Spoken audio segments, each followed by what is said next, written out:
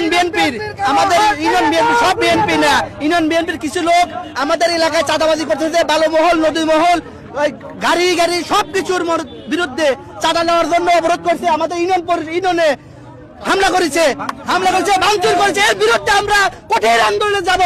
এখানে প্রথমে ঢুকেই তারা আমাদের এই প্রতিষ্ঠানের উপরে হামলা, আবার সেই পূর্বে চাঁদাবাজির দাবি, কারণ তাদের অভ্যস্ত হয়ে গেছে, তাদের রক্তের সাথে চাঁদাবাজি মিশে গেছে।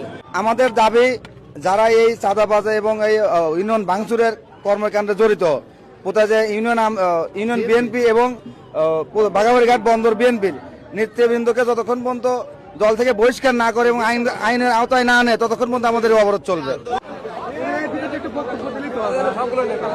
বক্তব্য